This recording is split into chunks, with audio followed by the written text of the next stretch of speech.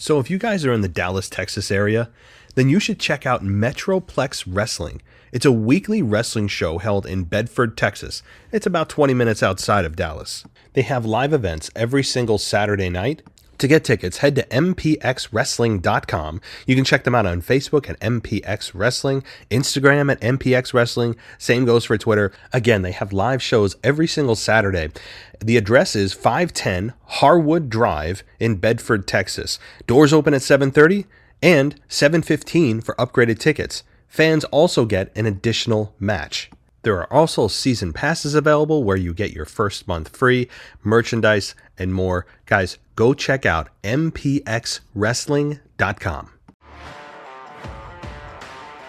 This is WWE superstar Drew McIntyre, and you're listening to the WWE Podcast.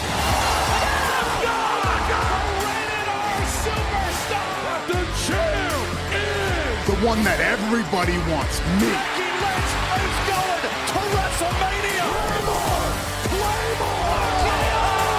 Austin 316 says I just whipped your ass. This is my honor.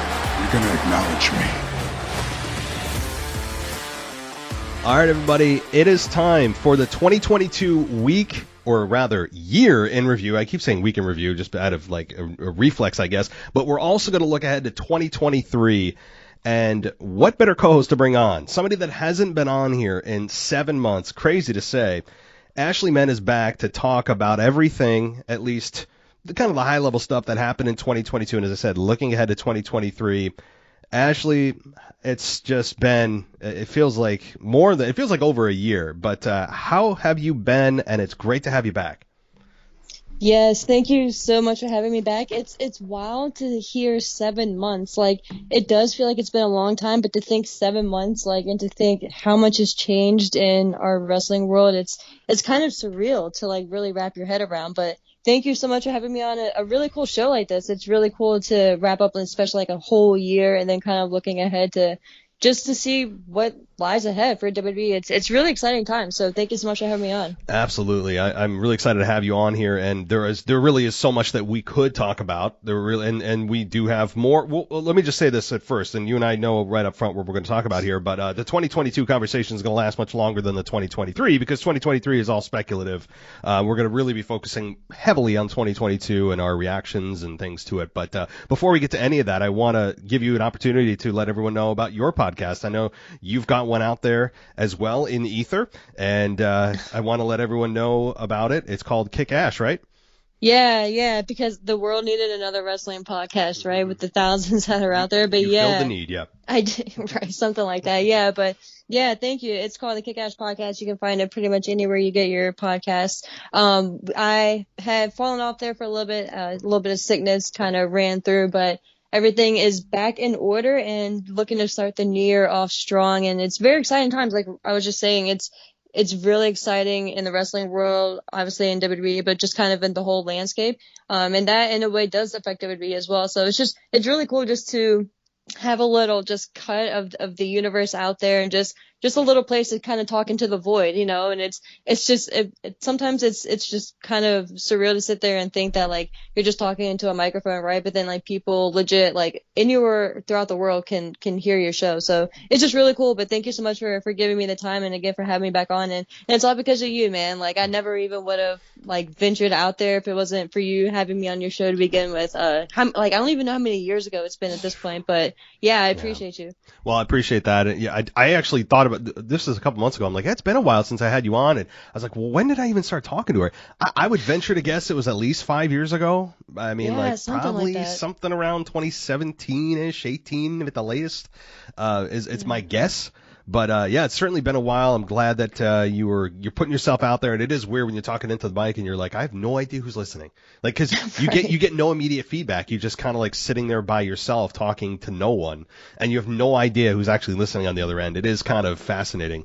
And really quick, I'm sure you've experienced it, or maybe it's just me, but like the worst thing is when you're sitting there and you're talking, and then all of a sudden you either go on a side rant, which you know I'm very famous for, or you just completely forget get what you're talking about, and you have no one to ask like what you just said, and it's like either not necessarily recording live, but you can't necessarily go right back and listen to it. So it's like, oh my gosh, like what do I do? So it's like mark that spot, you know. So I've learned how to mark that spot, but yeah, mark for edit or whatever they call it. But yeah, it's learning curves, right?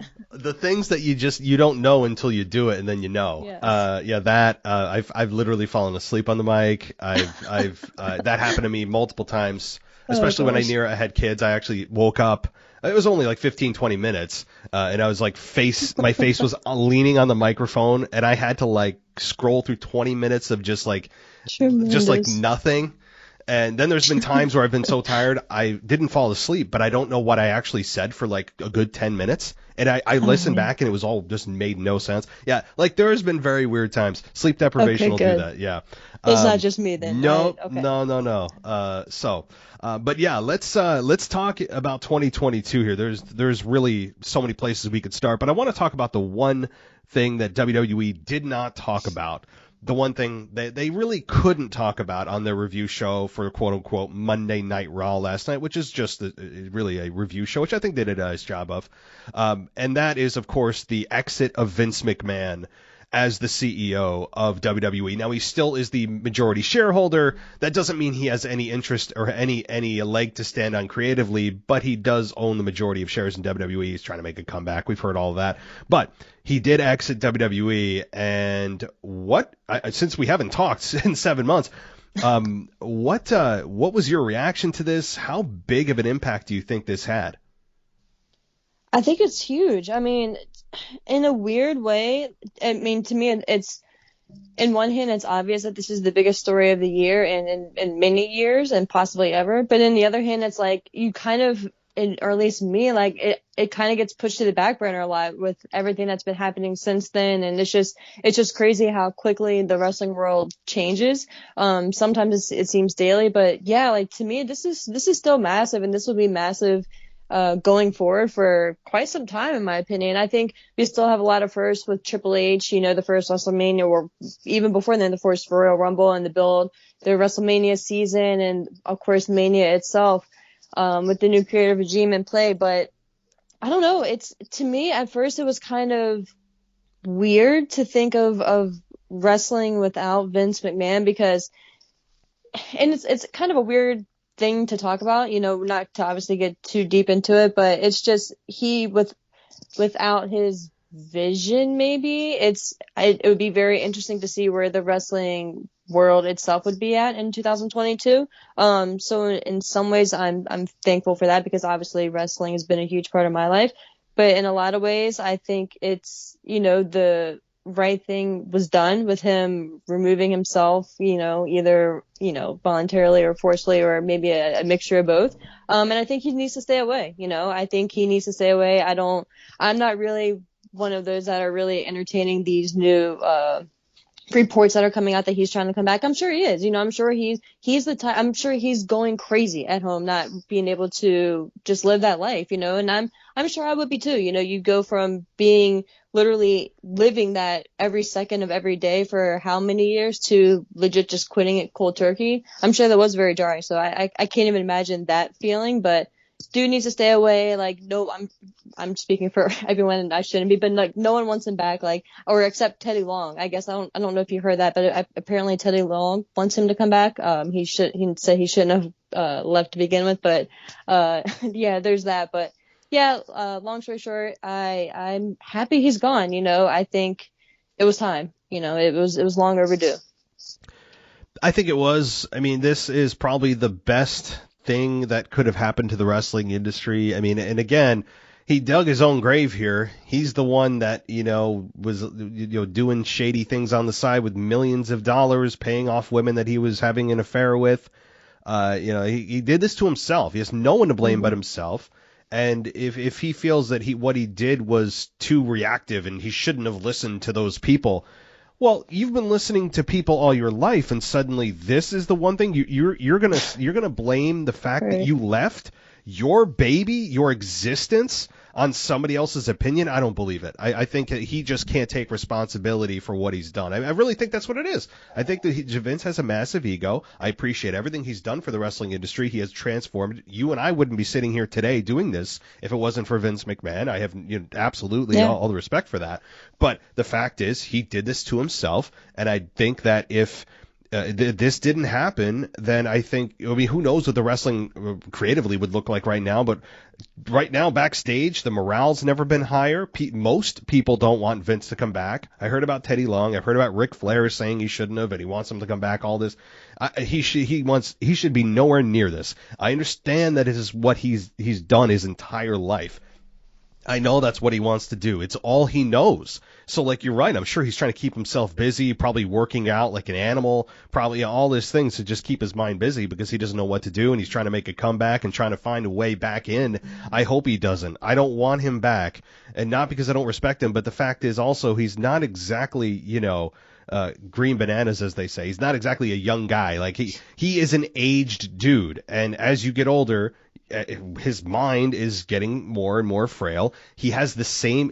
It's one guy with one vision. Everything stops with Vince. You're not going to get new ideas from Vince anymore. We've seen everything I think he can contribute. So I think the new regime taking over with Triple H and Stephanie is awesome. It has yielded some really good things, some not great things, but that's to be expected.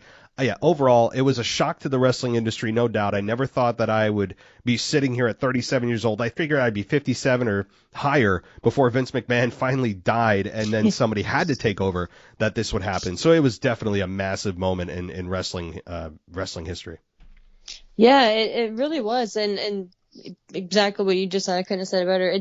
It's still kind of odd to me to think that he's not there and to think that he's just like a regular dude out there just like living life and he's not running the company. I'm sure obviously not regular, but you know what I mean? Just like not in charge of a massive billion-dollar company. So I just, and when I say like I don't want him back, it's because like you mentioned, the creativity alone, the creative control and lack thereof that he held and now that is there within the company, it's massive. And yeah, even though there's been some misses with the new regime, there's gonna be, like, I'm not sitting here expecting everything to be a home run, and I think it'd be kind of unfair if us as fans kind of expected that from Triple H. Yes, he's obviously much better in in the direction that we want going forward, but not everything is gonna work out, and I'm just kind of enjoying the ride, you know what I mean? Like, I'm not really expecting too much. I think where we're at right now is fine, and I'm just really excited to kind of get through this month, see what January has in store, and to see the build to WrestleMania, because I think that's going to be key. And just, I think that between January to like the SummerSlam season is going to be really cool to see. So yeah, I'm just excited for it. And like I said, like, it would be different if when Vince was still there, if he was allowing others to have more input and being, more lenient and just having less just control and less handcuffs on things. But it's like, it's not like he wasn't. So it's, I don't know. It was just time. Long story short, it was just time, And this is the first Vince McMahon-less WrestleMania, as you said. I mean, so yeah. Like, what is this WrestleMania going to bring that Vince wouldn't have? Again, it's impossible to know because we can't compare both scenarios because both universes don't exist that we can see. So we don't know. And, would the product be better with Vince here? Probably not. But, you just don't know. With that said, I think Triple H, as you said, has been doing a very good job. Now, he brought back some people and some have worked out. A lot of them haven't. And he's admitted that he's frustrated with some people that he's brought back, and that's a whole other topic. But sticking to kind of close this thing out with Vince McMahon, I think that Triple H isn't really going to see his vision come to pass and what its full potential could be, probably for another year or 2 years. And it's because he needs to get his pieces he wants in place. He inherited what Vince McMahon built. So for Triple H to really see his vision through, he needs a couple of years at least to bring the people he wants in, maybe put them through the system, see what he likes and doesn't, bring them up, try things he wants to try. Like, there's so much that Vince McMahon had entrenched into the product that, it's not going to be a week, a month, a year where Vince's stuff is all gone and Triple H puts his stuff in, because I'm sure that Triple H is taking stuff that Vince did that still works and keeping it until maybe he finds a better way to do whatever that is. So for those that think that when Triple H took over that things are going to be so radically different so quickly, I mean, like, I never, people wanted that. And I'm like, no, I don't want that, because that would be irresponsible. That would show a lack of responsibility on their part to just start wheeling and dealing randomly.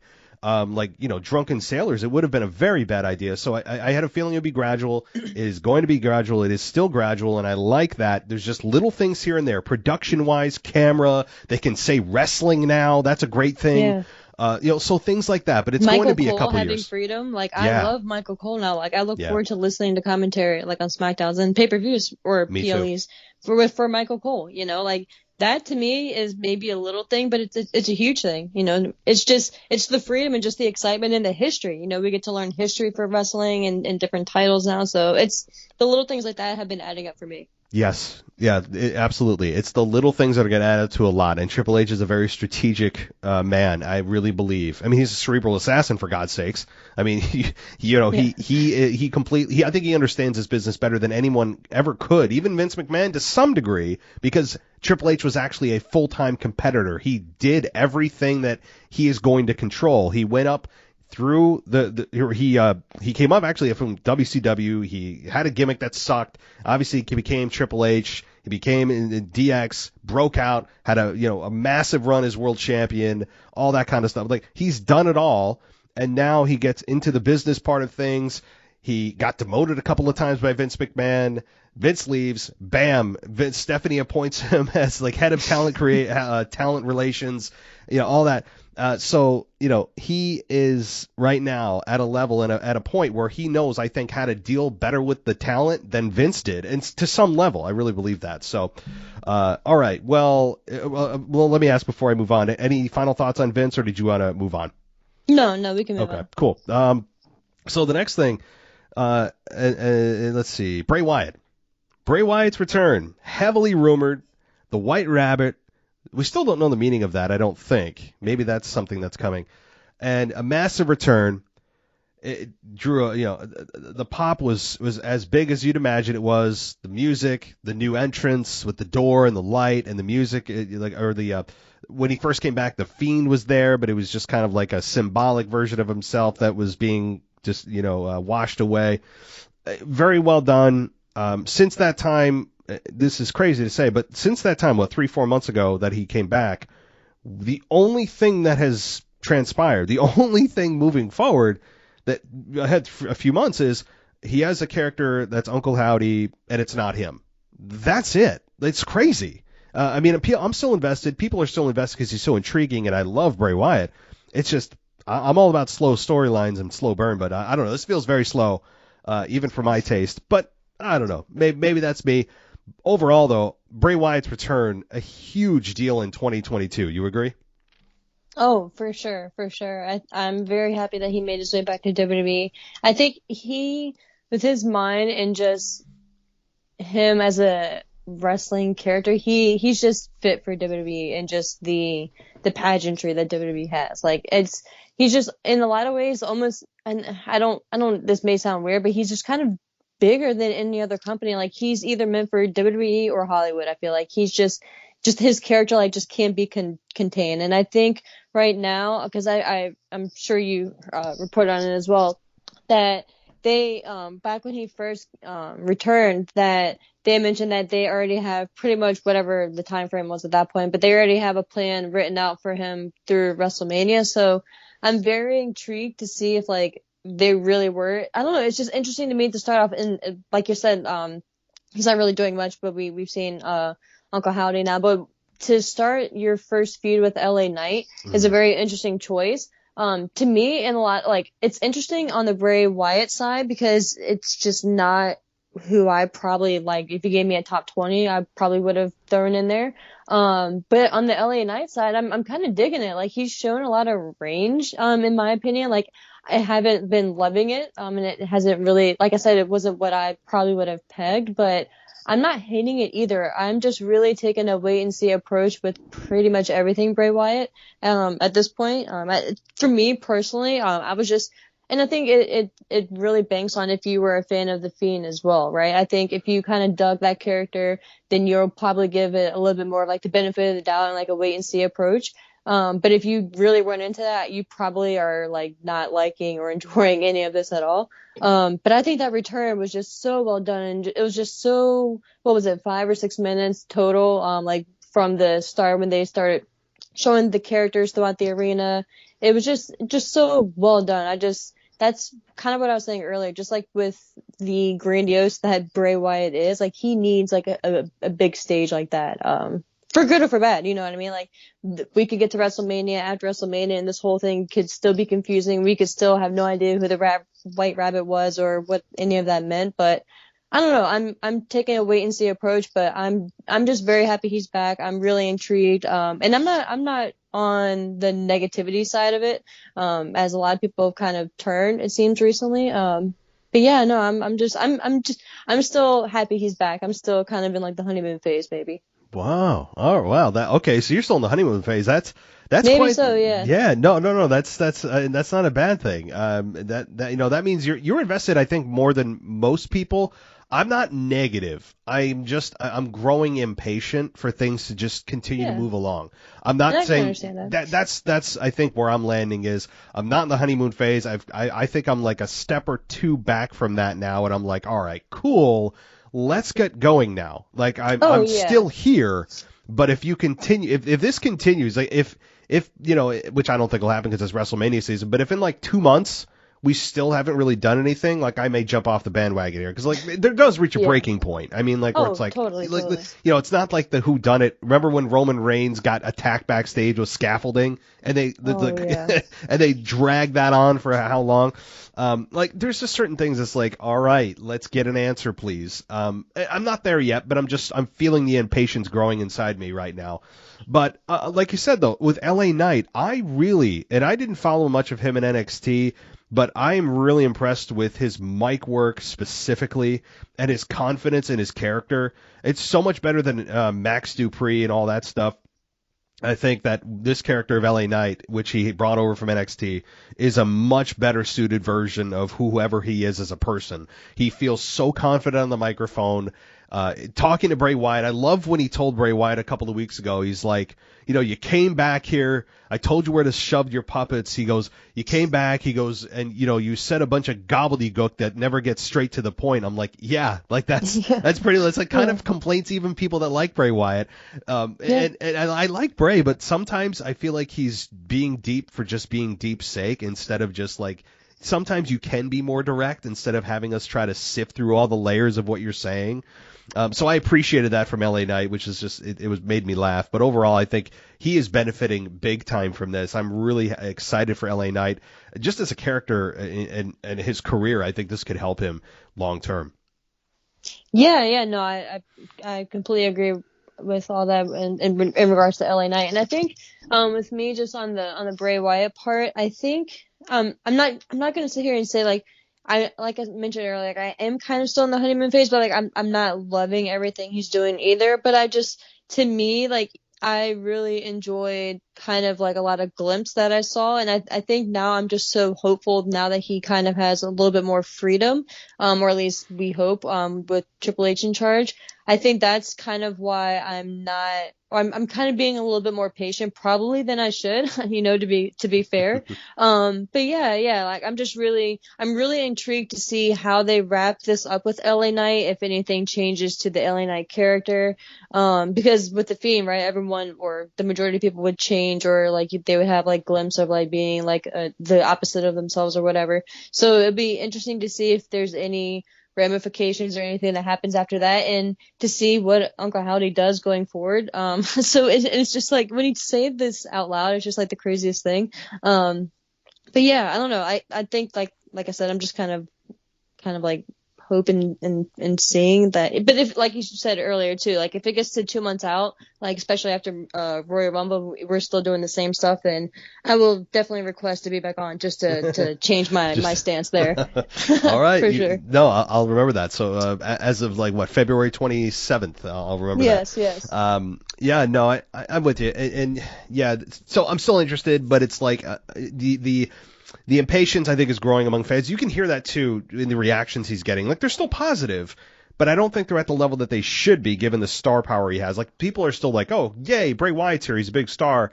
But I feel like they should be bigger, and I think people are starting to lose a little, not interest, but just, they're like, let's move, let's go. Like, who is Uncle Howdy? Can we get to the next stage so we can, like, you know. Like, what's the point? Yeah, like what are we doing? Yeah, stop with the gobbledygook promos. Like, that's a great way to put it. It is gobbledygook. It is sometimes. It and is. I'm sure it's just me not wanting to dedicate the brain power to dissect them, and that's part of it. Part of it is laziness. But, like, I've said this before. I was like, the analogy is like, don't tell me how to make the watch, just tell me what time it is. You know, like sometimes I just want to know, just be simple with me.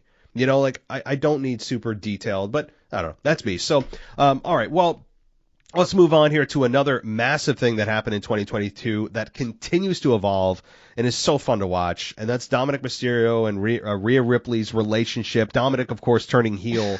Rhea Ripley joining the Judgment Day. Oh, man. I mean, I'll let you take this first.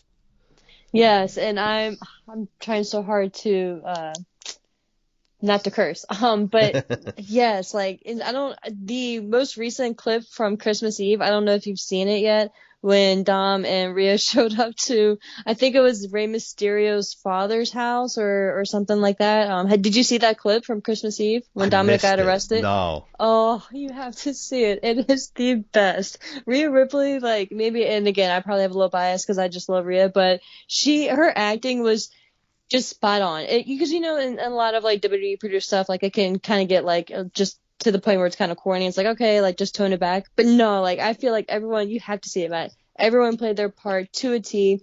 I think, I'm pretty certain it was Dominic's grandfather.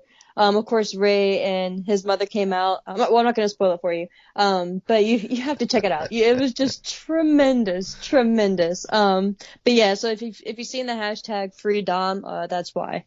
My boy had a rough holiday season. But yes, I love the growth that we've seen, especially from Dominic, but Rhea as well, but specifically Dominic. It's just night and day. It's completely night and day to me to think that was at the beginning of the year he was still teaming with Ray or whatever it was, and I forget who I was talking to, but I was like, you know, I really just want him and Ray to break up, and I want him to go to NXT, and I think he could really dominate down at NXT, and I think he'll be a good like focal point for that brand.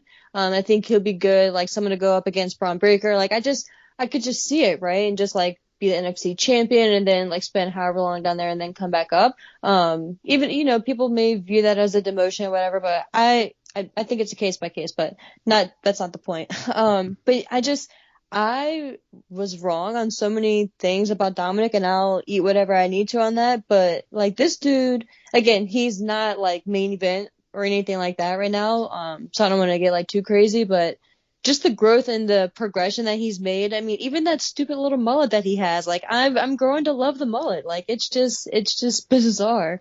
And I think Rhea Ripley has really helped him with that. And I think whatever relationship they have, it's perfect for them. And it's kind of like Sammy and the Bloodline, which I'm sure we'll get to at some point. It's just one of those things where I'm not ready for it to break up or it to end. And if you would have asked me maybe a few months ago, like with the Judgment Day and whole, I probably would have had a different stance, but I'm really digging this, and I think they're playing their cards right. I think it's at the perfect pace. And I think, well, once we get to 2023, maybe I'll maybe just seg this into it now, but I think this is a cool way to get to WrestleMania with Dominic and Ray. And I think what better way to have, you know, the obvious father and son matchup at Mania. I think that's going to be so cool for Ray. I think it's got to be obvious at this point. But yeah, that's my little soapbox moment for Dominic and Ray, or Rhea rather, and Ray for that matter. But yeah, I'm loving everything about it, and you have to, whether it's tonight or tomorrow, Matt, you have to check out. I'm trying him. to find it. Like as you were, I was like feverishly trying to. You gotta, you. yeah. Text me. I'll find it. I need to see this now because like yes. I trust your judgment on this one. Tremendous. This one, yeah. Okay, well then that just further amplifies my opinions of this whole thing. I mean, as we all thought the Judgment Day was a dead and gone faction after they inexplicably just got rid of Edge, which I still didn't understand at the time how great that faction was going, and then they just decided to get rid of Edge like just as things are getting going. I was like, what the hell is going on? And then the faction disappeared for a while, and then they came back with a vengeance. Rhea Ripley came in. She transformed the entire thing. Of course, Dominic turning heel, attacking his father was just brilliant. It was something he needed in the worst way. Dominic was painful to watch as a character for like months, even during the pandemic era. All of it he was just painful. In the ring, he's fine. Character-wise, he was just god-awful. And he instantly turned. People, they don't even let him speak. Whenever he tries to talk on Raw, people just boo him off the microphone. They don't want to hear from him. That's how much he's hated. And when he called himself the modern day Eddie Guerrero, that was a brilliant line. And then he said that right. Eddie Guerrero was a modern day Dominic Mysterio, and like it was just perfect. He does the and whole his, shimmy. That smug. That smug on his face. And then he has to always run away to mommy for mommy to protect him. It's so just creepy, believable, and it's just so much fun to watch. Like I want to see somebody get their hands on Dominic and destroy him, but at the same time, like I'm invested in what he's doing, and I appreciate how good he's doing it. It's a perfect fit for Dom right now. The haircut is also great. How Rhea's always whispering in his ear is great. Just the whole dynamic with the Judgment Day. Now, of course, in the next several weeks, as we move on, we'll, I'm sure, see Edge return for the third or fourth or fifth or sixth or seventh time to go against the Judgment Day in whatever. Yeah, it's just like I'm kind of done with that. But that's what's going to happen, along with Beth Phoenix to attack Rhea, I'm sure. But overall, this has been just a brilliant story with Dominic, and as you said, it's got to lead to Rey Mysterio at WrestleMania. Yeah, and it's crazy. Like, part of me even forgot about the whole Edge and Beth Phoenix dynamic of it all. So, we do have that lingering out there. Like, I'm not even clamoring for that now. Maybe, as crazy as that sounds, maybe like on the Rhea and Beth side, I'd be a little bit more intrigued. But I feel like we've already gotten enough out of Edge and all of the variants of Judgment Day. So, I'm ready to see Dominic move on and like just keep doing what he's doing and end up with Rey and just kind of go from there. But yeah. Cool. Yeah, no, I got the clip, everybody. So I'm gonna watch this. I'm gonna watch the clip after. Of course, I can't do it during the show, but I'm very interested to see the clip now. That's great. It's on Twitter, so that's probably why I didn't see it. Okay, all right. So let's move on here. Another big thing that happened was Cody Rhodes' return at WrestleMania, as he really is the first one to come back from AEW to WWE. I mean, usually it's a one-way street. That's been kind of the way with all the massive releases WWE did in last 2 years. A chunk of them, especially the bigger stars, went to AEW, but very few, if any, have come the other way. And this is the first example of that happening. And I mean, it was a massive return, although it wasn't exactly unexpected. It was rumored that it could be Cody Rhodes for many, many months. And it ended up being true. Massive pop. The crowd loved it, and I mean, it was one of those moments that gave you chills. It was like, wow, yeah, Cody Rhodes is here. It was weird to see somebody from AEW that helped build AEW, helped get it off the ground, was one of the EVPs, and he's here now. And so it was a big moment. What did you think? I think it's up there, probably top 3 for me for the year. Like in totality with like news in the wrestling world, to me it just, and maybe I'm overstating it, but to me, like, it was a big deal. Like you said, not only is he one of the wrestlers, like the founding wrestlers and the founding members of like the elite who helped get AEW the idea and the concept and the business itself going and the company itself going, but he was an EVP. Like he wasn't just a contracted wrestler. Like the dude, and there's still 3 EVPs, right? But he was the face of AEW and the business side of it in a lot of ways. Like he was always the one. Like every day you would go on Twitter, he would be promoting whatever they're doing in whatever city. He was promoting whatever partnership they had. Like he was just always out there being vocal and doing stuff. And he just really was kind of, in my eyes, at least, and in my opinion, the face of AEW in a lot of ways. And like the corporate side, it's weird to say the corporate side of AEW, but like the business side, I'll just say.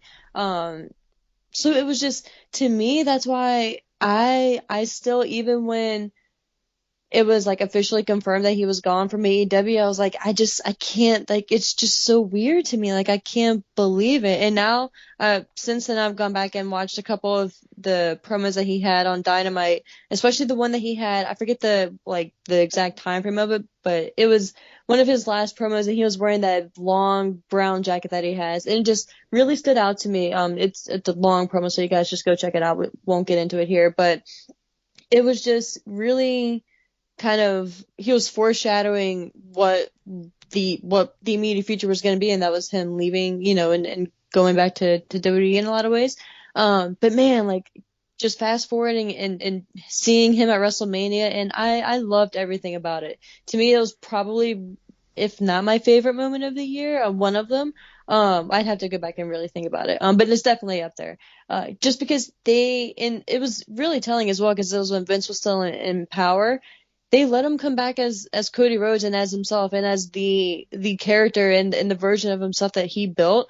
They didn't force him to come back as, yes, Cody Rhodes, but like a different Stardust variation of him. Yeah, like a Stardust, or even him when he had I don't know why the first thing that I thought of was him when he was wearing the face mask when he broke his nose and doing the paper bag gimmick and all that stuff. Caught myself. But yes, I loved everything. They gave him the pageantry. They gave him his entrance and left the beginning part in there about there's more than one royal family and wrestling or whatever it is. So just everything about Cody that we grew to love in AEW was exactly what we got in WWE. We got the long, like some say drawn out promo on Monday Night Raw, right. Well, I think it was like the Raw after Mania. So yeah, I'm obviously a big fan of Cody. I'm very excited to see what he does, possibly in coming back at the Royal Rumble and like the early and starting off the year essentially if he does come back at the Rumble. And I think it'd be remiss if I kind of throw it back to you without saying just what he did at the Hell in a Cell with the torn pec and just the visual. Like, I'll never not unsee that. Like, that was just gruesome and brutal, and again, shout out to him for going through that. I can't imagine the pain. So yeah, long-winded answer short. Yeah, I'm very happy he's back, and I'm very excited to see what the future holds for him, and very, very intrigued. He's one of the really, like, he's probably the one asterisk mark that I have beside any wrestler in WWE right now, with Triple H being in charge now, to see what direction it takes. That as you mentioned, the visual of that Hell in a Cell match with Seth Rollins, that is something that it almost looked fake. It almost just of how brutal it looked, and it's internal bleeding. That's why it was so bad. I mean, like, that's what blood looks like underneath your skin. So it was brutal, and I actually thought, I was like, no, that's embellished. That's got to be some makeup they put on there to make it look worse. Me too. I was like, no. Me too. I mean, I was like, holy. I mean, that was a visual, as you said, that just, it's like seeing a car wreck. You don't want to see what happens, but then you see it and you're like, oh man. So it was rough to see, but it also, and kind of inadvertently, gave fans a reason to really respect him, that he's going through this match with a torn pec. It added sympathy to his character. It added, a toughness to his character. It really did nothing but help him. And then, of course, the next night, he's written off as Seth Rollins also attacks him. And, we'll have to see how that whole dynamic works out, given Seth's now a babyface. Do they pretend that didn't happen? Like, there's so much to really think about there. And Seth's on a roll, too, with his babyface character. So just things that are much different than when he left many months ago. So, I mean, Cody Rhodes has made a massive impact. He also, last night on, again, quote-unquote Raw, he reiterated that he has the one goal. He said he came in here with one goal. And he said, I mean, without saying it, that basically I'm still coming after the world title. I mean, and, we can talk about the future in just a few moments when we wrap up our 2022 review. But, He reiterated that goal, and I think that there's nothing negative to say about his return. It was as big of a pop as you could hope for with a Cody Rhodes return. And, I remember saying it that night at WrestleMania in the preview show that it's either Cody Rhodes or bust. I mean, like, if they brought out, like, Shane McMahon, I mean, like, you know what I mean, for the surprise opponent for Seth or something like that, what people would have done. And so if Vince tried to get cute with who it was. But no, it was not Shane. It was, of course, Cody Rhodes, and he's gone on to have, a big impact, albeit short, and now he's probably just a matter of weeks away from returning. But any other thoughts on Cody? Really quick, do you think we'll ever see Brandy and Cody as a pair, or just strictly Cody? Yeah, that's a good question. I mean, I don't know the contractual status of Brandy. I would imagine is she. You know more about AEW than I do. I don't know. Is she still in any way tied with them on a legal basis? Stay right there. The WWE Podcast will return after this quick break. So if you guys are in the Dallas, Texas area, then you should check out Metroplex Wrestling. It's a weekly wrestling show held in Bedford, Texas. It's about 20 minutes outside of Dallas. They have live events every single Saturday night. To get tickets, head to mpxwrestling.com. You can check them out on Facebook at MPX Wrestling, Instagram at MPX Wrestling. Same goes for Twitter. Again, they have live shows every single Saturday. The address is 510 Harwood Drive in Bedford, Texas. Doors open at 7:30 and 7:15 for upgraded tickets. Fans also get an additional match. There are also season passes available where you get your first month free, merchandise, and more. Guys, go check out mpxwrestling.com. Welcome back to the WWE Podcast. Let's get back to more great wrestling audio.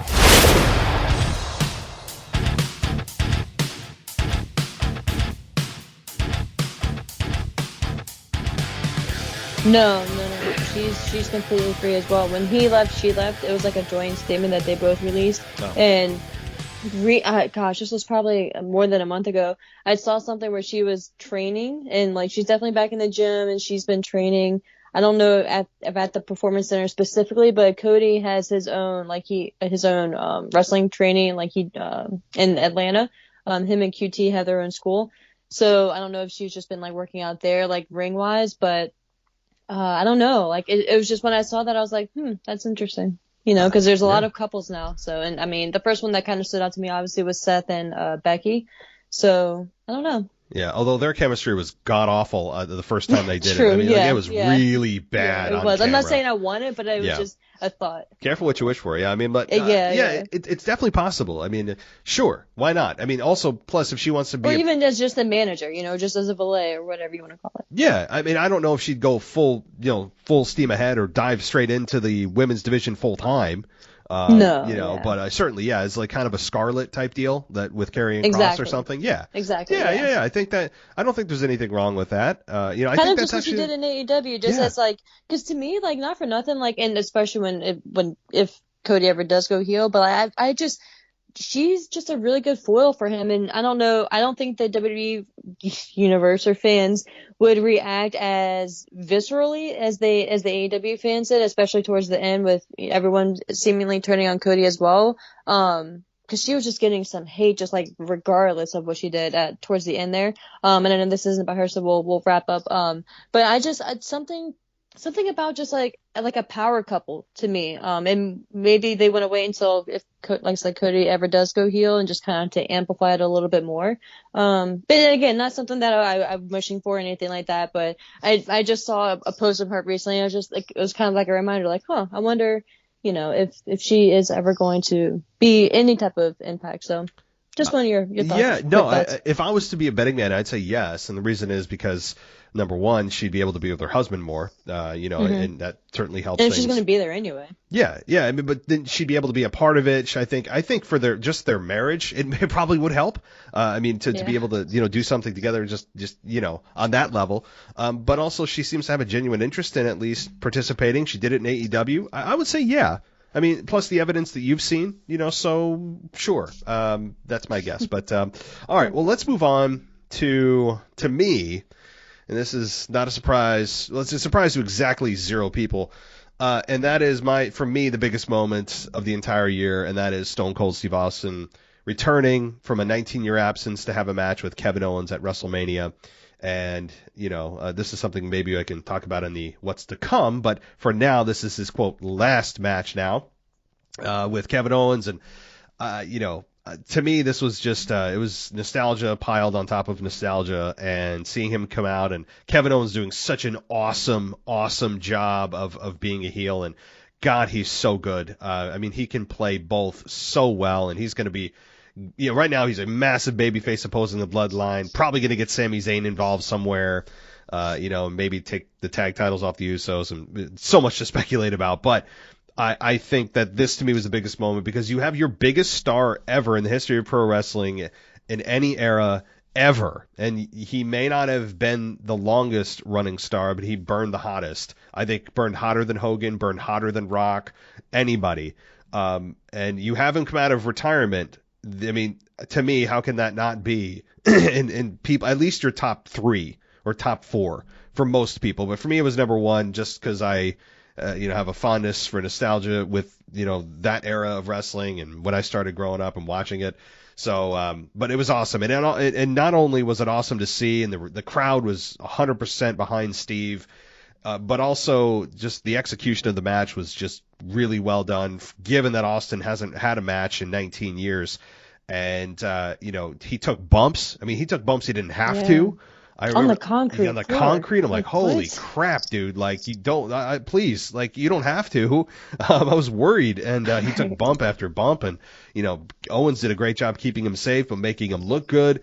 And of course, the match ends just how you want it: stunner, beer, and that's it. And the next night was even more hilarious, because Stone Cold comes back and stuns Austin Theory. He stuns Vince McMahon in one of the worst stunners you'll ever see in the history of stunners. Worse than Linda. Like, he made Linda McMahon's stunner look like The Rock. Yes. I don't know how you take a stunner like that. I don't understand. How does your body do that? I don't know. All you have to do is just fall. And that's it. Steve will take care of you. You just fall. And he got bounced off the ropes. He tried to catch him. It was even Austin was laughing his ass off. If you ever have a bad day, just watch that clip. WWE, the production team, when they go back, they've done a nice job of editing it to make it look okay. But Austin, it was just hilarious. And so Vince just laid there, and then he stunned Pat McAfee, who also I'm really excited for him to come back at some point in the coming months when football's over, and rejoin the SmackDown team with Cole. But so Austin just doing what he does and dishing out stunners and beer is just, never gets old for me. But what did you think about this moment? May not have been your number 1, but Stone Cold coming back. Yeah, dude. For me personally, it wasn't my number 1, but it's definitely up there. You kind of did a nice little recap there. I can't really add much more, but I'll just add, like you said, I didn't necessarily grow up in the peak. I kind of caught on towards the tail end for his era, but definitely still felt the effect. And obviously looking back, like if you were alive during that time frame, you know the name of Stone Cold Steve Austin. It's one of those names, like, whether you were a fan of wrestling or not. So I couldn't agree more with your assessment of him and, like, the longevity. But man, like, it's wild to think that he actually returned and had, like, an actual match, and to see what the future may hold, which I'm sure, like, you kind of hinted there. It's just crazy to think the time that we're living in, and just what a crazy and kind of surreal year it's been that we had Stone Cold Steve Austin in a match at WrestleMania. So yeah, I'm super happy that he was able to do it, and he was obviously felt fine afterwards, and nothing bad happened, and it was a good time, and it looked like he was enjoying himself out there, but it wasn't like they weren't taking it easy on each other. Like, he was out there doing stuff, you know what I mean? So it was just really cool to see, and I'm very, very hopeful for what the future may bring. So we'll see, man. That's a great way to say that. Yeah, I am too. And the last thing I'll say about this is that when they were standing across the ring from each other, Kevin Owens and Steve, I was, and the bell rang, I go, oh my, wait, it took me a second to go, holy crap, the bell rang. There's a match right now. Like that bell ringing. Wild. It was just, Wild. I don't know how 19 years. 19 years. Just that feeling of like the bell ringing, and I'm like, I'm watching a Stone Cold Steve Austin match in 2022. You know, I'm like, God, oh can you imagine my what God. he was thinking and feeling? Like, No, pure adrenaline. I mean, you could see, if you look at his face, it shifts. Like when bell rings, watch his face. It just goes right into Stone Cold mode. It's awesome. And so anyway, all right, let's get to, for me, the last item here, and of course if you have any others, let me know. And that's generally the bloodline, the story, the Sami Zayn wild card here that really has completely added a new level of interest into the bloodline story that I don't think anyone expected to this level of success. I'm happy for Sami Zayn. He's a babyface in a heel group that may not even be a heel group anymore because Sami Zayn's so damn just magnetic that you can't help yourself but like him, even though he's just this kind of like tag along that's trying to be a part of the cool crowd in school, and they haven't quite totally accepted him yet. But like it's so much fun with Sami Zayn, and the tension with Jay and Sami throughout the year that got resolved at Survivor Series, but then you still see hints that, well, wait a minute, he lied to your face, you didn't resolve. Like there's still things that they leave you with, like, wait a minute, there's still something here, there's something here, there's something here. And I think we all know the eventual outcome of this is going to be Sami being exiled from the group and probably teaming with Kevin Owens. So that's my guess. But overall, the bloodline story here has been, I mean, it's been just so much fun, and I don't think I'd be saying that if it wasn't for Sami Zayn, because if you remove Sami Zayn from this equation, I think you'd have fans much more upset, much more just like almost to the point of like rioting at WWE headquarters to like, can we just get the belt off Roman so we can do something here? You know, like I feel like the Sami Zayn kind of just total happy accident for WWE was not by design to this level of success, I don't think. And it was propelled to the moon by one word of Usi. I mean, it was like popping Roman and the rest of the group on live TV it's one of the best clips of 2022, I think, too, when he says that Jay wasn't feeling very Usi. And you see all of them try to not laugh and hold it back. And they've made millions in T-shirts already. So give me your recap so far of the Bloodline in 2022.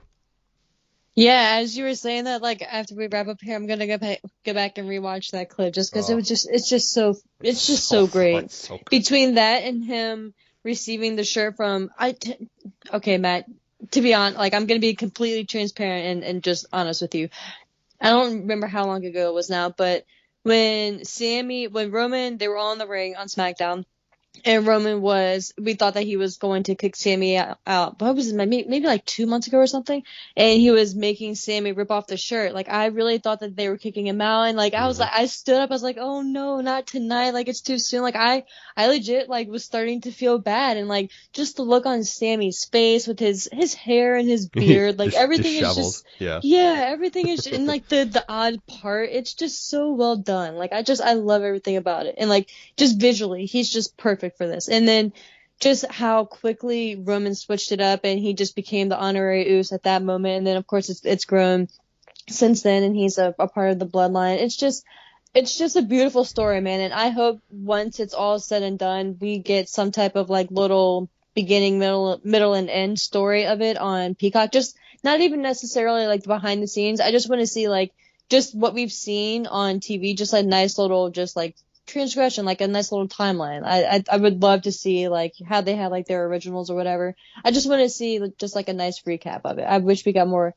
recaps. I'm not gonna go off on a tangent on like what I think we should on Peacock, but I just, of course, like I don't know how you cannot love Sami Zayn in the bloodline right now. I think this is definitely dominating just wrestling in general, and it's like not even close. Like everyone is just fitting their part and their role so well. We could go on a whole another hour just like talking about everyone individually, but to me, Sami Zayn is probably the MVP for WWE of this year. If you want to take Roman Reigns, I mean, Roman Reigns is probably like an obvious choice, but man, like I think Sami Zayn is just on another level right now. yeah, like again, we could spend however long talking about the different directions you could go with Sammy, but I think the most obvious route and the most probable, maybe rather, is the tag team with Kevin Owens, probably wrapping up at Mania. But I'm just loving it, and I really don't want it to end. Even at Mania, I'm thinking, well, that's however many months out from now. Like, it's one of those things where, for me, like, I'm kind of sad to think about it ending, because it's like, okay, like, what's gonna happen after that? You know what I mean? And like you were saying, to kind of wrap it up and throw it back to you, once this does end with Sammy and the Bloodline, however it may end, like, what does happen next with the Bloodline? And of course, that will most likely depend on where Roman is, championship wise. But yeah, I think it's going to be interesting. But I think they need to just roll with this for as long as they can. And shout out to them, because I think that them being WWE, I think they've been playing it very well. They haven't been doing too much or too little. I think it's been perfect. And what they've done, too, is take Roman off TV every week and make him every 3 weeks. And he's on Raw every 3 months. I mean, so certainly. But with the Bloodline being there, not to cut you off really quick, but you bring up a good point. But with the Bloodline being there, it makes Roman feel more important, because they're speaking for him. And it's just kind of heightening his aura and his essence, you know what I mean? So when he does return, it's like, oh, man, like, you know, he's here, like, kind of like the dude you've been talking about and hyping up, like, he's finally here, you know, like that. I don't know, it's just to me, it just kind of puts Roman in a different light altogether. You know what hilariously he kind of actually truly feels like now? And what they try to tell us for 6 years, 7 years that he is, and I never believed it for a second, but now, you know what I'm going to say, but now, without saying it, he does feel like the big dog. Yeah, but without, the big dog. It's true. But like, it's amazing how you can tell somebody something for 7 years, and I didn't buy it for a moment, and now they show me he can be, and I'm like, okay, yeah, dude, you are. Now I don't think they'll ever go back to that. I wouldn't think, because the tribal chief has taken hold in a massive way, and I think it's going to be part that leads to him at WrestleMania. We'll get there in just a moment, but So, I mean, like, right now, Sami Zayn, he's the straw that stirs the drink of the Bloodline, and I don't know where the Bloodline would be without him. I really don't. They have an absolute gem on their hands with Sami.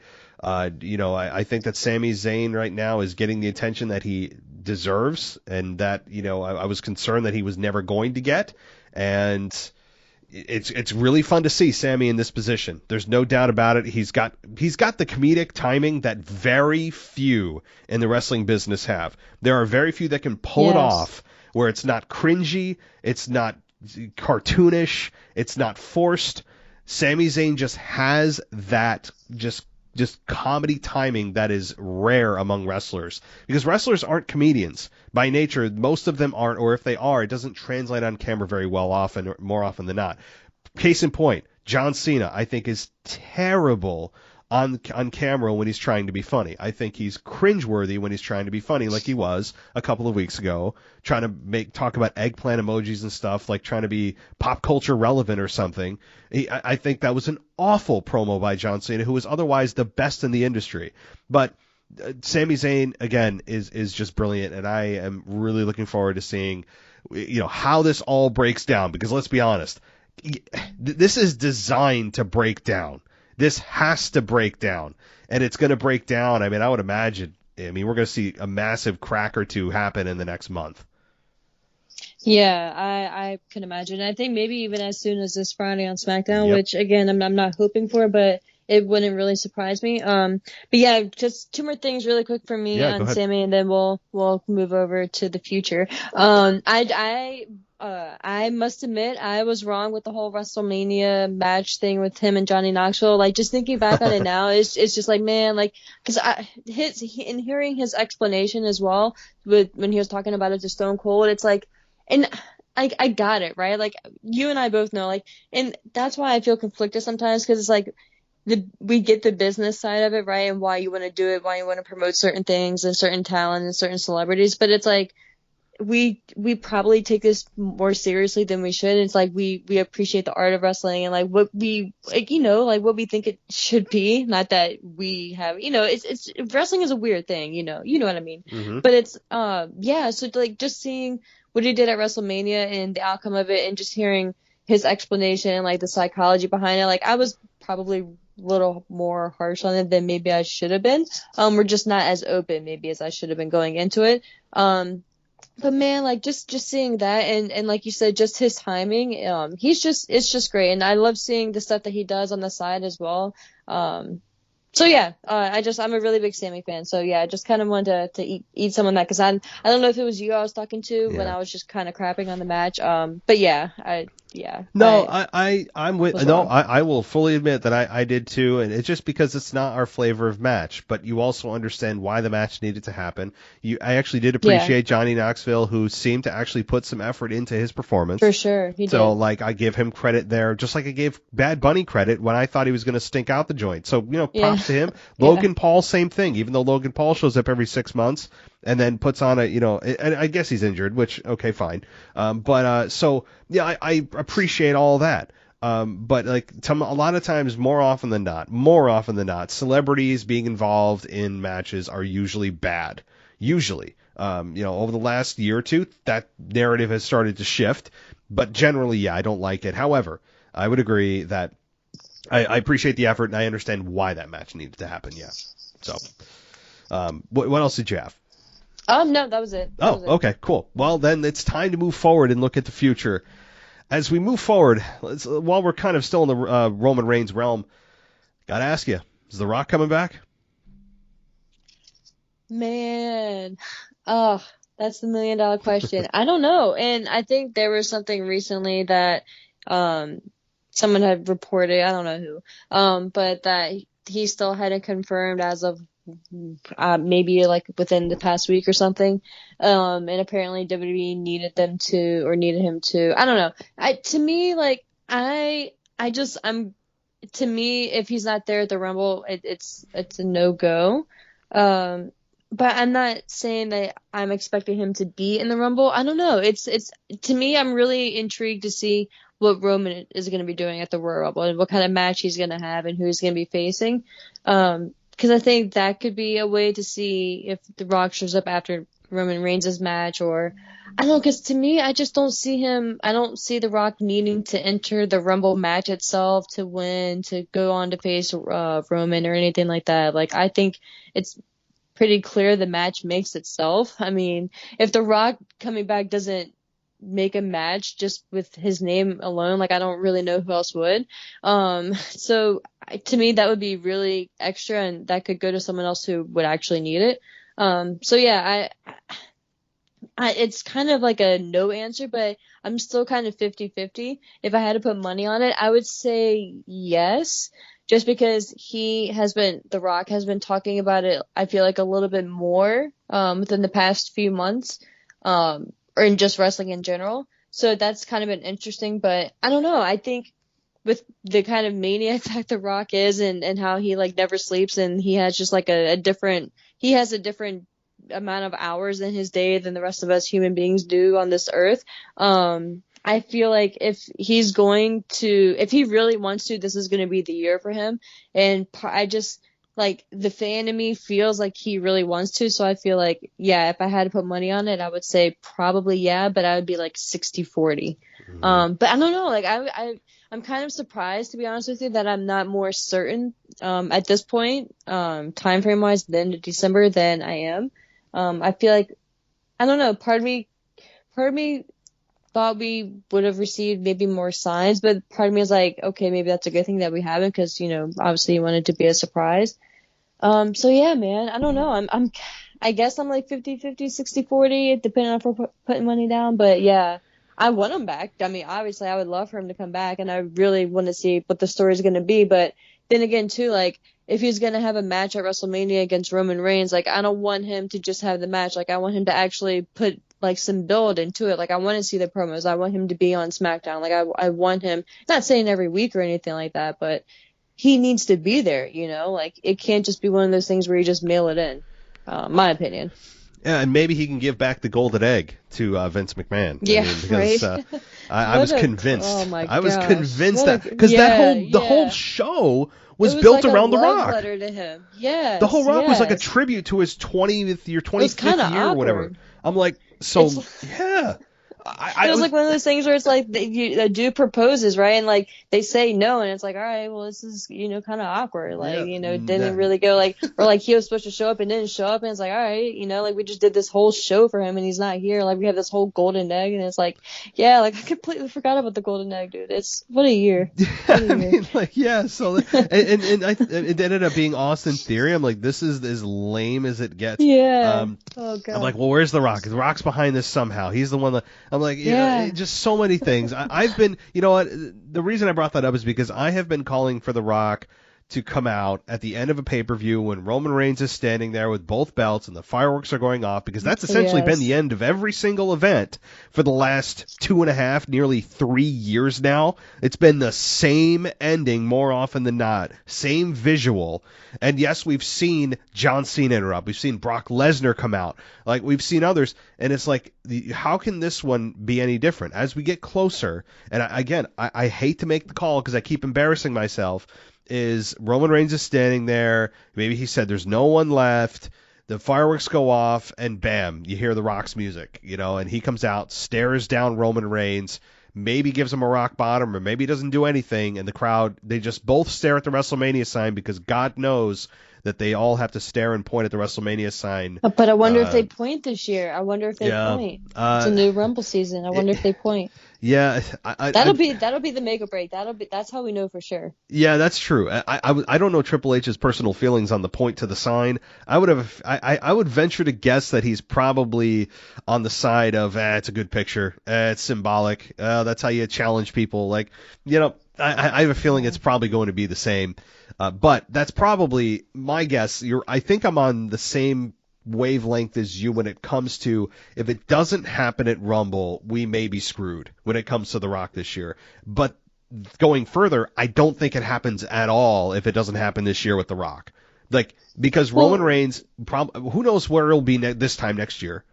Right. The Rock has been talking about a potential like political run and, doing other things. He's got his plate full constantly. It just, to me, it's either this year or never. It's also in Hollywood. It's in the place that The Rock is the king of. Why would you not want The Rock in Hollywood to be able to challenge the guy that is at the top of the business right now? It just doesn't make sense. To me, it's now or never. I know that next year it'll be a nice round WrestleMania 40, but that sounds great in theory, but I don't want that to be the main driver. So this year it's now or never for me. If it doesn't happen this year, it's not happening. And I don't want The Rock to enter the Rumble. Number one, I don't think, as you said, it makes any sense. Cody Rhodes has been the favorite to win the Rumble since he tore his pec. Cody Rhodes has essentially won the Rumble 7 months ago. I mean, right. Really. So, right. for him, we all know kind of where that lands, and then there's talk of him, Roman Reigns doing double duty for challenging or defending his WWE and Universal. Now, how they suddenly decide, it's split now, see? Even though we unified them last year, I don't know. I don't really care. Honestly, I just want a belt back on Raw. But that's probably what happens is he'll challenge Cody Rhodes night 1. He'll challenge The Rock for night 2. He'll beat Cody Rhodes, or rather Cody Rhodes will beat Roman in night 1 for the WWE, and then The Rock will lose to Roman in night 2, so Roman Reigns can continue his Universal streak, because don't forget, the streak started well before he won the WWE Championship at last year's WrestleMania against Brock Lesnar.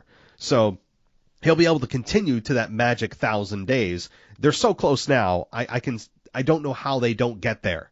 They're at 850 some days. You don't think they're going to want to get to 1,000 days with him as champion and create, documentary about it? I can see it. So.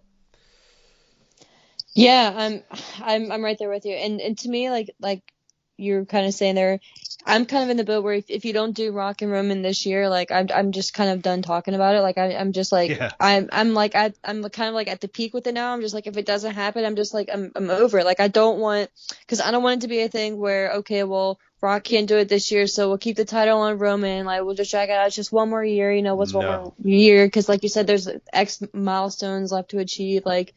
And that could be the focal point. To me, I don't want that to dictate his title run. And I'm not saying it is necessarily, but I just don't want that to kind of be like a crutch or anything.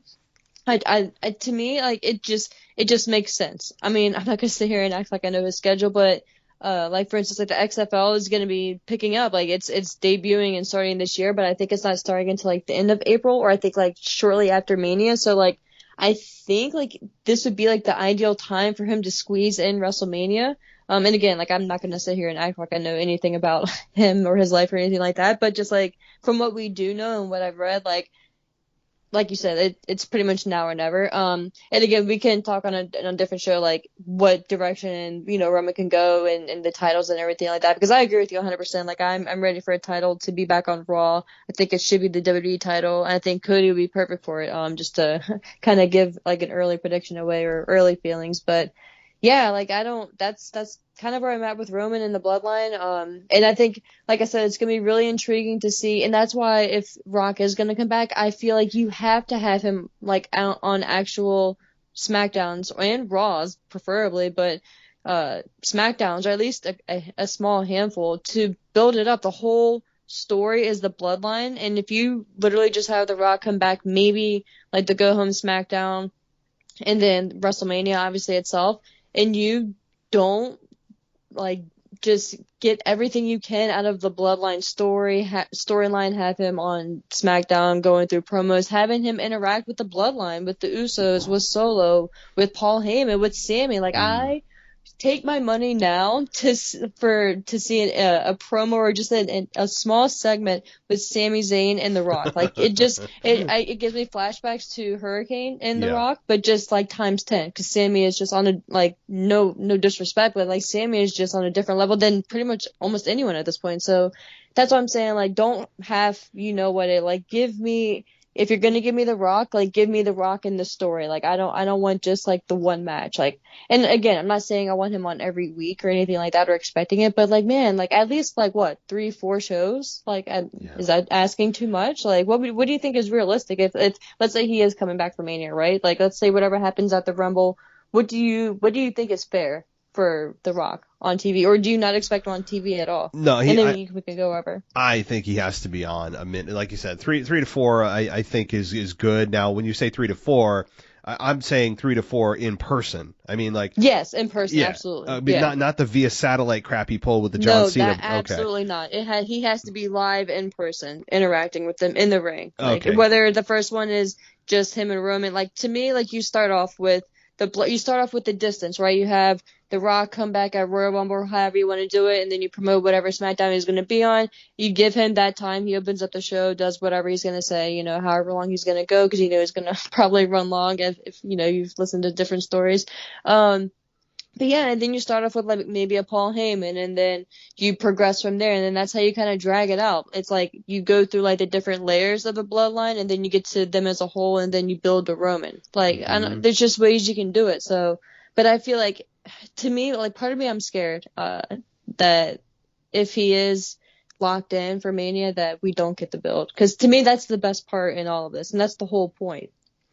That is, and the whole point is this. To me, the championship isn't even on. To me, it's not even in the conversation. It's irrelevant to me at this point, which is crazy to say, but like that's why, like it's just that's not it. And that's why, like, to me, it's so important to have the bloodline is the story, and it's so obvious. Like, part of me is like it goes without saying, but it's like I don't know. Like I'm still kind of concerned.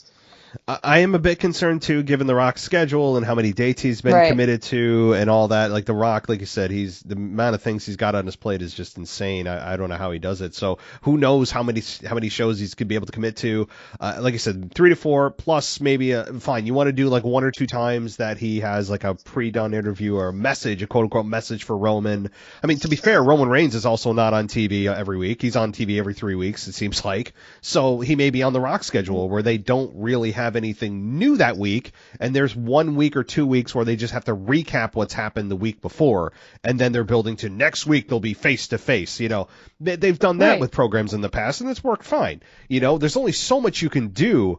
In presumably an 8-week or 9-week build from Rumble to Mania, where it wouldn't get a little bit repetitive if The Rock comes out and what's he going to do? Face the bloodline or get beat down by a 4-on-1 situation? Like, there's only so much you can do. It's just like you said, you could have him interact with Sammy, which would be so much fun. The comedic timing there would be I mean, it would be so much fun. Just so good. So good. How can they not do it at this point? Going back to what we talked about maybe 15 minutes ago, this crack with Sami Zayn and the Bloodline could start this in 3 days, where Sami Zayn loses the match to John Cena and Kevin Owens on SmackDown. And while nothing is on the line right now, it could end up leading to a crack that starts to splinter big time in the Bloodline for him, because maybe it leads to Roman having to defend his championship against Kevin Owens at Rumble, which I think is the way they're going to go.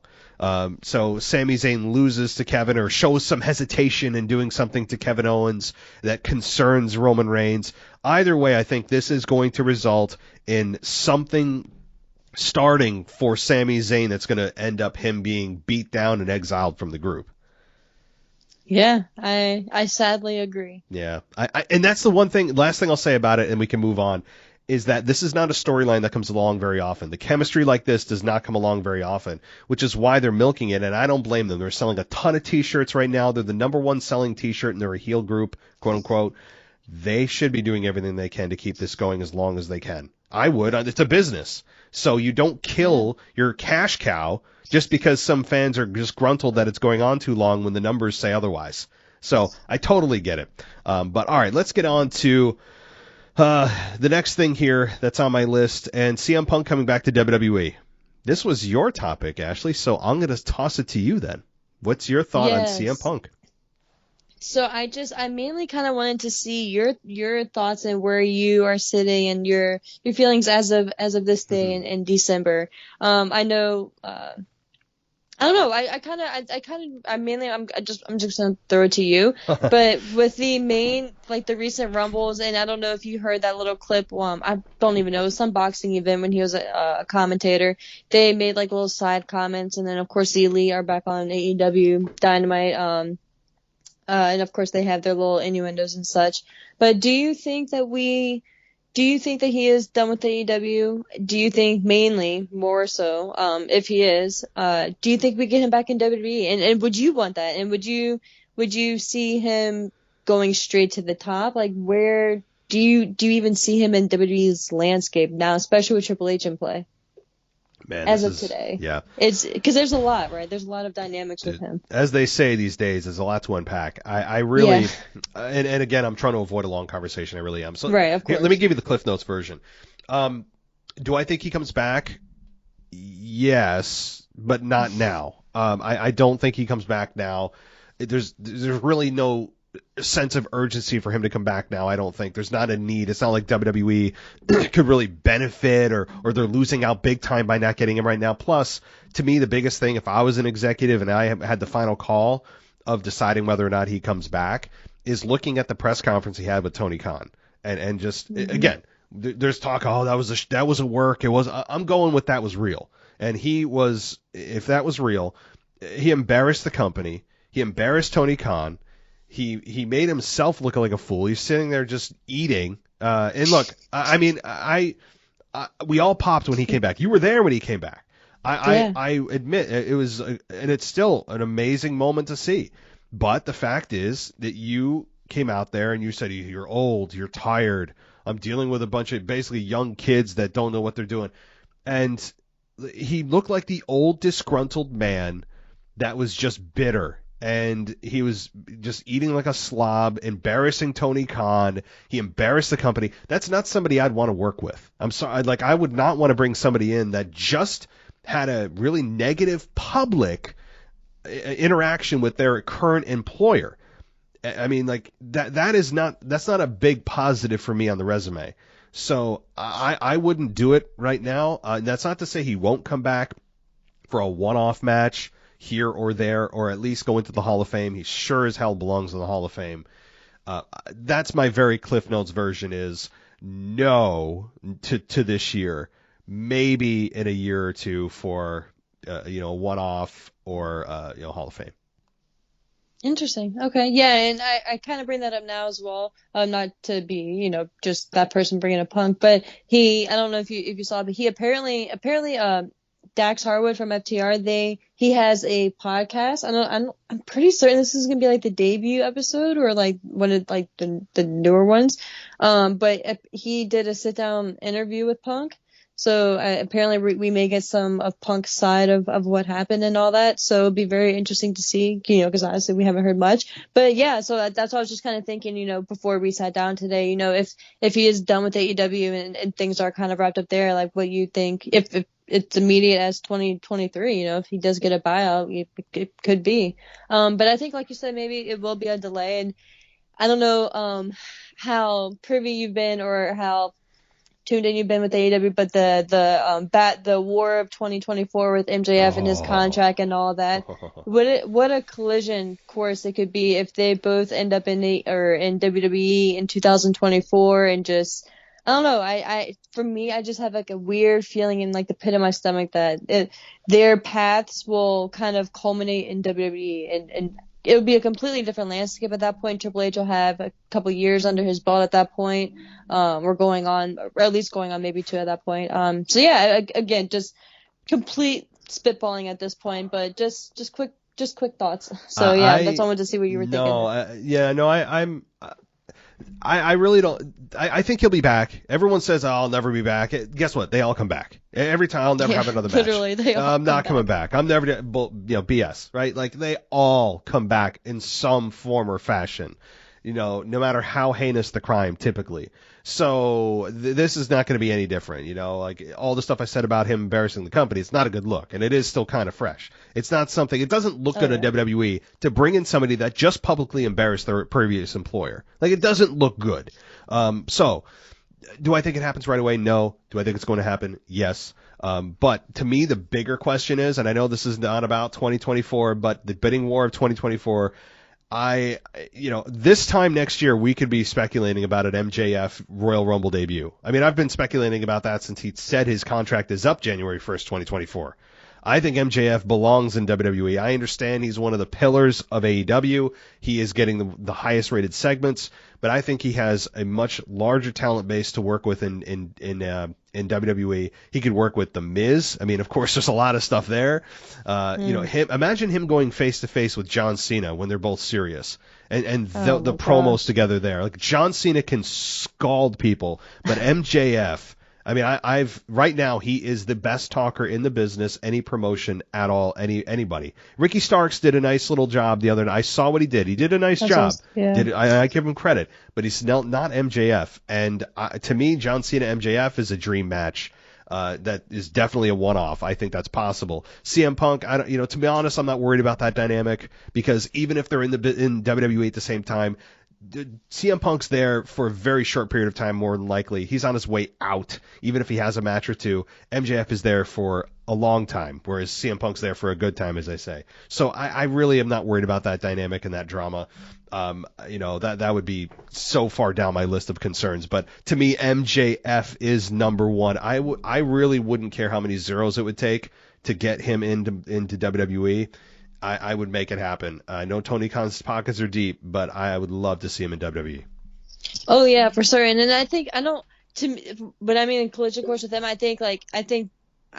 my understanding, I think Punk and MJF, I think that I'm not gonna say they're best friends, but from everything that I've read, that they were pretty cool and they at least collaborated pretty closely with their story and everything like that. So my understanding is that, I don't know their status now, but they were at least on good terms and they were kind of cool with each other. And MJF was really receptive to Punk or whatever. But I mean collision, just their wrestling characters, kind of ending up back in WWE because just with, I don't know, it's just it's such a cool story that MJF has with just the built-in kind of connections with various wrestlers, and again, we're not going to get into it here. But yeah, man, like you said, I think MJF is the future, and I'm so glad you mentioned Ricky Starks because I was actually going to mention him as well when you said just a fit for WWE. Every time I look at Ricky Starks, and I hate to say this because obviously I'm a big AEW fan, but Ricky Starks just screams WWE to me. I'm not saying he's going to be the next Roman Reigns or anything like that, but that dude just screams superstar to me, and to me that's not a bad thing. Like, he's just a WWE superstar. Like, I just look at him and see that. So, and again, not like on the MJF level or anything like that, but just his own dude, you know. Like, he doesn't have to be like a Roman Reigns or an MJF or anything. Like, I love the version of Ricky Starks that we've been seeing lately, and I think he could really get time to shine in WWE. But yeah, that's obviously not going to be happening in 2023, and that's another side rant, so sorry about that. No, dollar store Dwayne. No. Yeah. Certainly, Ricky Starks, that was the first time I admittedly have ever seen him, watched him, and what I saw, I was very impressed. And, definitely So good. his youth, his look, his mic work, all of it does scream WWE as well. And with Triple H in charge, it gives you a little bit more confidence that he could see something that maybe Vince wouldn't. So, yeah. All right. Well, let's move on here a little bit. And I'm not trying to do it too quickly, but I guess my 1-year-old's not happy. She's got COVID, guys. So, all right. Yeah. So, what? I know you had one other thing or a couple other things you wanted to ask about 2023. That was predominantly it that I had. How about women's division? We got to ask about the women's division. I was just about to say, because we kind of tied in like the Triple H, everything with the whole Vince thing. But I do, of course, it would be remiss if we don't bring up Sasha and Naomi. Quick, do you think, like, if, especially with Sasha being rumored to have already landed in Japan at this point, but to be at Wrestle Kingdom, that's going to be on January 4th. Again, to me, that's not necessarily saying that she's done completely with WWE, because we see what's going on with Carl Anderson and the flexibility there. But I don't know. She's been trademarking a lot of stuff. To me, the stuff that she's been trademarking, though, could be for her side business. I think she has like a CBD oil or something to that effect. So that could just be for her merchandise or for just trademarks in the future. But yeah, to me, like, I'm not reading too much into that, but I'm kind of like, I'm not reading too much into it, but I want to be surprised if she's done. But yeah, just your thoughts on Sasha and then Naomi as well, because Naomi's a completely different dynamic, in my opinion. Yeah, I mean, people are lumping them together because they were a tag team, but they're two people. Like, right. Exactly. They're Exactly. not a package deal. Like, people think that if one comes back, the other no, like they don't. I think Sasha, WWE would it's like kind of Sasha. disrespectful too, because everyone's just kind of focusing on Sasha, but like Naomi is out there as well. Like, she was just as a part of leaving as Sasha was. Yep. I mean, I don't know. You know. No. Do I think Sasha Banks ends up back in WWE? Yes. Do I think it's in 2023? I think it's probable, yeah. In fact, I think it's possible that she comes back sometime before WrestleMania in time to be at WrestleMania. I would think that's very possible. Absolutely. It's WrestleMania, for God's sakes. Even if Sasha doesn't like the company or what happened to her while she was there or how she was treated or whatever, WrestleMania probably still has that power to lure you back in of like, oh man, but it's WrestleMania. I'd love to get back into the fold. So I think it's possible that she does. Now, WWE doesn't need her. They're not going to die without her in the women's division. And I'm sure that she doesn't need WWE to survive. She's shown that she doesn't. So I think that her coming back in 2023 makes sense. I think it's probably a 50-50 shot that she comes back before WrestleMania or at WrestleMania, whatever the case may be. And hey, the women's division does need help as well. Just in general, it seems like it always needs help in tag division that is non-existent until WrestleMania when they throw random people together and call it a division. But also, with Naomi, to answer your question, I think I think she's more likely to come back to WWE than Sasha would be, because I think Sasha feels that she's a big enough star and name value to be able to survive on her own, where Naomi's probably feels that she isn't quite there yet, and maybe she feels the need to kind of go back to right a wrong or to add increase her own brand value, and I don't blame her. So I think Naomi's more likely to come back than Sasha. Yeah, I think Naomi is more likely to come back as well than Sasha, but I think also for Naomi too, it makes more sense for her. Like, she has like legit, her husband is there, her family is there. Like, it's probably just easier for her to go back. And again, I don't want to assume one way or another, but I feel like possibly Sasha had more of a strenuous past and rocky relationship with management, and different management, of course, at the time than maybe Naomi did. Again, like, I don't know how frustrated Naomi was up until that point, if it had been multiple things as well. So yeah, like, we still don't know like all the full details as to what happened. I'd of course, as we all would love to know, like, the specifics. But yeah, like, it's really fascinating to me. But like you said, I definitely would see Naomi coming back before Sasha at this point. Yeah, definitely. But all right, guys. Well, I really appreciate you listening. I appreciate Ashley for coming on tonight. I'm really glad to have her back. But don't forget, check out the Kick-Ash podcast. It's available everywhere you get podcasts. Really would appreciate if you go give it a like, a subscribe, a follow, whatever you got to do. 5-star rating, all that good stuff. And Ashley, we got to get together again before 7 months. I mean, it's just crazy. Yes, right? Yeah, dude, we definitely do. Hopefully, definitely before Mania. So maybe sometime after Rumble, before Mania, or maybe before Rumble. We'll figure it out, but definitely before 7 months for sure. Absolutely. Thanks so much for coming on, Ashley. It was a joy. Thank you, man. Have a good night. You too. Bye. Bye. Thanks for listening to the WWE Podcast. Don't forget to subscribe on your favorite podcast app so you don't miss a show, or head to WWEpodcast.com. And for all of these shows ad-free, head over to patreon.com/WWE Podcast. Until then, we'll see you next time.